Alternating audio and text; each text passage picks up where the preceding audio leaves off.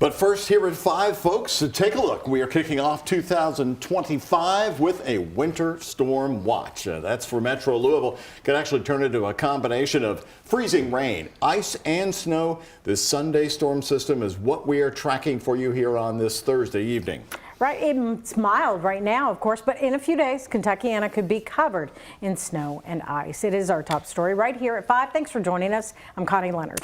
And I'm Doug Proffitt. This is going to be a potential winter storm with impacts involving ice. We don't get a lot of ice around here, so let's get to meteorologist Sam Gabrielli to track out what is shaping up so early out. Hey, Sam. Hey, guys. Good evening. Yeah, the storm system, again, still another 3 to 4 days in advance, but it's never too early to be prepared for that combination of the snow and the ice. Is going to be making for some difficult travel for a lot of us, and you can see the winter storm watch is now posted from the National Weather Service. This healthy reminder to make sure you do stay posted to the latest forecast details as we're still kind of analyzing this storm. We don't know exactly where the snow and the ice will be heaviest, but for now we're looking at mainly spots to the north for the heaviest snow and to the south that better chance for ice to be accumulating. So again, this is the latest on what we do think with the snowfall and the ice potential. In the next 24 to 48 hours, we're likely going to be having a snow forecast map made for you. But for now, we're still analyzing the details with this storm. We're looking at snow mainly to the north of the Ohio River. And notice in Louisville, more of this pink color, that's where we're going to be concerned about some ice potential. So most likely in Louisville, we'll see some snow, we'll see some ice, and most of that ice potential will be to the south. So stick with us. We're going to be keeping you posted. Again, Sunday into Monday is the timing of that storm system.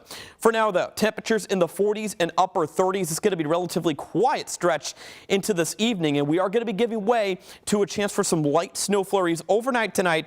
I'll be talking about that on Futurecast momentarily here, guys. All right, Sam, thank you very much. In southern Indiana, Clark County, Indiana officials say it's all hands on deck to prepare the roads for possible ice and snow. That's where we find Jose Alonso and photojournalist Jessica Farley live in downtown Charlestown. And Jose, what do officials want folks to know that are getting out there this weekend? Connie, Doug, what the Clark County Emergency Management Agency wants people to know is that now is the time to be prepared or get prepared for this winter weather. In regards to an emergency kit, you should have one in your home or in your car. They, along with city officials, are going to make sure the roads are drivable, but just in case you run off the road, they want to make sure you're prepared. I want to take a look at some footage we captured earlier showing here in Charlestown the city is business as usual, and it's still easy driving for the residents. Roads are already prepped with brine as they anticipate the winter weather going into this weekend. Now, the mayor, Treva Hodges, says the city is asking residents to avoid parking in the streets as they continue to treat and plow if ice or snow starts to roll in. The plow trucks will have salt ready to lay out, but the mayor says they will only do so depending on the temperatures. Sometimes they'll wonder why we're not throwing salt down or why we're not brining. And a lot of that depends on the temperature as well, because the brine and the salt only activate at certain temperatures. And if it gets too cold, the salt actually won't work. You'll want to be careful if you have to drive in the upcoming weather. I mean, take a look at this photo from 2021 from the Clark County EMA, and it's showing a semi-truck that slid off the road. Deputy Director William Bauer says you should have a plan if you're caught in a similar situation. And some other good advice he was also sharing was that if you need to travel during this weather as well, to make sure you notify someone that you're on your way to a certain destination. That way, if you don't make it to that destination, at least someone knows that you're in trouble or need help in that moment. Doug, Connie? All right, Jose, you know, we've got a couple of questions for you because Sam wants us to remind everybody that we do have a possible light snow flurries and dusting even tonight, Connie. Right. So he's overnight. Talking about the brine already on the roads might get a little testing. Yeah, absolutely. And I really like that last tip that you gave us, Jose, about letting people know, hey, I'm headed here. If you don't hear from me, you know, you might want that helps us like feel a little bit more confident when we're going out on the road. That's for sure, to warn family members. Exactly, and also another thing they wanted to talk about was about the warming shelter. Here in Clark County, you want to make sure you have a place to go just in case your power does go off, especially in the rural part. But here in the city of Charlestown, if you need some help or shelter, it's available at the Arts and Enrichment Center. All right, Jose, thank you very much. In Charlestown, Indiana tonight.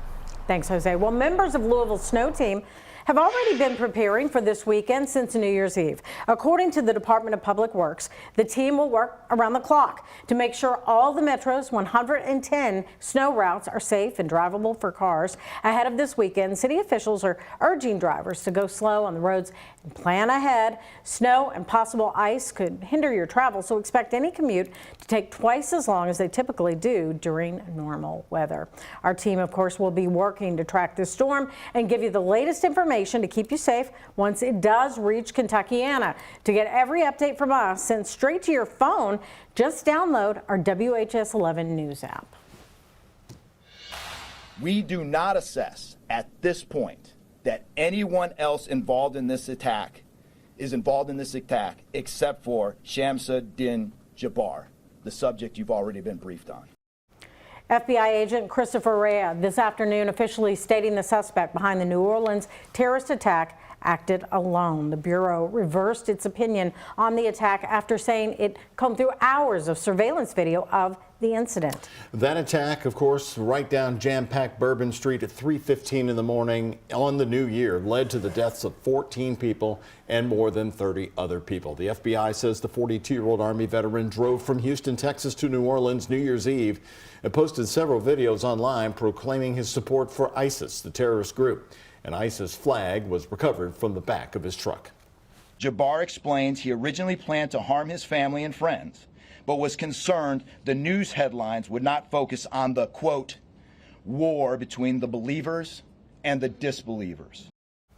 The gunman was killed in a shootout with police. Authorities are conducting search warrants in New Orleans as well as a home connected to the suspect in Houston.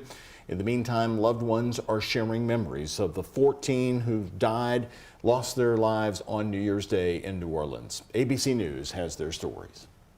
Tributes pouring in for the victims of the New Orleans attack. 14 roses placed on Bourbon Street in their honor. Jen Williams donating blood today to remember her friend Hubert Guthrow. He's 21 years old, and this is how my call to action. This is how I'm here to help do my part, praying for all the families.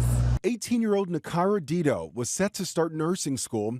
Her mother saying she warned her to stay away from the area. As I said, well, make sure you don't go to New Orleans like you snuck last time. Her friend Zion describing the chaos as they tried to find safety. We ran into the bar to be protected by the little divot.